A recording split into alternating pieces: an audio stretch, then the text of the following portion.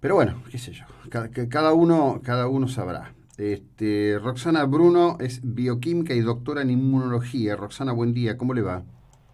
Hola, buenos días. Muchas gracias por la comunicación y le mando un saludo a toda su audiencia en esta mañanita de martes. Bueno, gracias. ¿Qué pasó ahí? Roxana, bueno, primera cuestión al respecto de todo lo que nos está ocurriendo. Usted forma parte de un grupo de profesionales que se ha venido expresando con una mirada crítica al respecto del tránsito que cuando menos en Argentina se ha elegido para enfrentar este esquema y o situación de pandemia. En el día de ayer, voceros gubernamentales y el propio gobierno a través del jefe de gabinete dijeron o dieron a entender que las acciones de los argentinos lo único que van a hacer es propagar exponencialmente el virus, cuestión que creo que queda demostrada empíricamente por lo que ocurrió tanto el 20 de junio como el 9 de julio, donde si bien fueron movilizaciones que no llegaron a la magnitud de ayer, también lo fueron y muy, pero muy importantes. Cuéntenos su lectura, su mirada desde la ciencia al respecto de esto que estamos atravesando. Bueno, ayer fue una muestra clara en todas las provincias del país del cansancio que tiene la gente, del cansancio del relato oficial, del miedo, del pánico y de sostener que tenemos que seguir en cuarentena, tenemos que seguir encerrados, resignando la economía, resignando la salud, resignando la familia, para esperar que llegue una vacuna milagrosa que nos va a salvar de una enfermedad que la gente, con el sentido común, se ha dado cuenta que afecta a un grupo de la población susceptible, tal y como venían las noticias de Europa, de España, de Italia, cuando se desencadenó el brote, en el cual veíamos que sí que había una población susceptible, con unas comorbilidades y con una edad que les podía hacer más susceptibles a sufrir la enfermedad, pero que la gente joven, la gente sana y los niños podían contagiarse, pero desarrollaban una enfermedad leve, que podía ser asintomática, como un resfrío leve, moderado, o incluso una gripe un poco más fuerte, más grave. Y sabíamos que un 5% podía llegar a necesitar internación en una terapia intensiva, y ahora sabemos perfectamente que de 100 infectados, 5 necesitan terapia intensiva y 2 pueden fallecer por complicación de sus patologías de base. Entonces estamos hablando que hay un 98% de esos 100 infectados que sobreviven a la enfermedad de manera natural y sin necesidad de vacuna. Entonces, este sentido común de ver que la mayor parte de la población sufre una enfermedad leve o moderada y que la supera sin ningún inconveniente, le hace pensar a la gente que todas las medidas son realmente desproporcionadas y que van a causar mucho más daño que el que se quiere evitar. Ahora, su pregunta de cómo veo yo esta manifestación y si esto va a llevar a un mayor número de contagios, le contesto que sí. Probablemente el virus va a seguir circulando porque lo tendría que haber hecho todos estos meses y ya tendríamos que haber tenido contacto gran parte de la población con ese patógeno y hubiéramos desarrollado una inmunidad natural por contacto con las mucosas, y la gente joven habría desarrollado esa inmunidad de comunidad o inmunidad de grupo o inmunidad de rebaño que se le llama, y la transmisión hubiera bajado mucho antes. Esto es el mecanismo natural de las enfermedades infecciosas. Y cuando no se hace la inmunidad en el momento que se tiene que hacer, que es en el momento del pico estacional, bueno, vienen los rebrotes, como se está viendo en este momento en España y como también va a suceder en Argentina por la cuarentena tan desmedida. Ahora, también le tengo que decir que países que no hicieron cuarentena, como en el caso de Suecia, no tiene rebrotes y ha bajado a 0 el número de casos. Uh-huh. Ahora, en el día de hoy, a ver, tenía acá, tempranito había mirado esto, un informe publicado en las últimas horas dice que la inmunidad de rebaño, así se le llama, ¿no? estaría mucho más cerca que las estimaciones que se han hecho en los últimos días, tomando este estudio que estoy haciendo mención, publicado en el New York Times, hecho por Apurva Mandavili, en una proporción muy grande,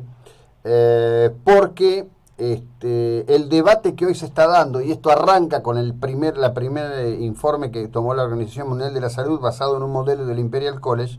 es el debate al respecto de los modelos de análisis, que son modelos de cruce matemático, sobre los cuales se han hecho afirmaciones cuasi definitivas de carácter científico en general. Así es, definiciones que se han hecho afirmaciones cuasi científicas,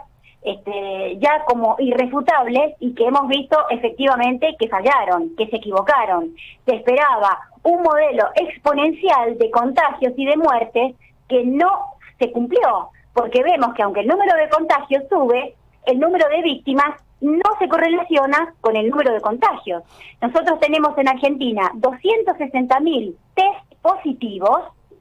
que no significa 260.000 casos de COVID, de neumonía bilateral atípica, sino que vemos que tenemos alrededor de 5.000 personas fallecidas. Entonces quiere decir que tenemos 265.000 personas que sobrevivieron a la enfermedad. De tal manera que los modelos matemáticos que predecían un modelo exponencial de contagio y muerte no se cumplieron. No se cumplieron ni en Argentina ni se cumplieron en ningún país del mundo. Y también quedó establecido que las cuarentenas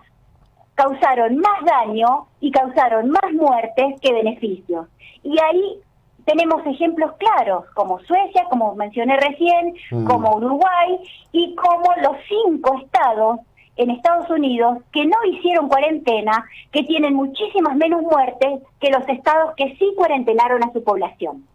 Todo esto, nosotros lo veníamos, desde epidemiólogos argentinos metadisciplinarios, lo veníamos diciendo desde el primer día, que queríamos hablar con el presidente, que entendíamos que no se iban a cumplir los modelos matemáticos que venían de Reino Unido, que estaban exagerados, que no se estaba cumpliendo y que la realidad nos estaba diciendo que no tenía el virus la letalidad que se esperaba o que decían la Organización Mundial de la Salud que el virus tenía. Entonces nosotros decíamos que con un 50% de la población sana que tomara contacto con el virus, íbamos a alcanzar la inmunidad de grupo y iba a cortarse la transmisión. Y bueno, el tiempo nos va a ir dando la razón. Lo que lamentamos es que Argentina haya tenido que estar 151, 152 días en cuarentena, arruinando su economía, empeorando la salud de la gente, porque como usted sabe y como vienen denunciando desde distintos colectivos, se ha abandonado el tratamiento de enfermedades crónicas, bueno, mire, se ha aumentado la pobreza. Lo vamos a hablar en un próximo bloque aquí con un colega suyo cardiólogo, porque en lo que va de este año se han duplicado las muertes por infarto en Argentina. Así es. Entonces estamos viendo que en realidad, después de esto, viene una pandemia muchísimo peor, con consecuencias para la salud y para la economía, con consecuencias económicas y sociales, mucho peores que las que supuestamente querían evitar con estas medidas restrictivas, que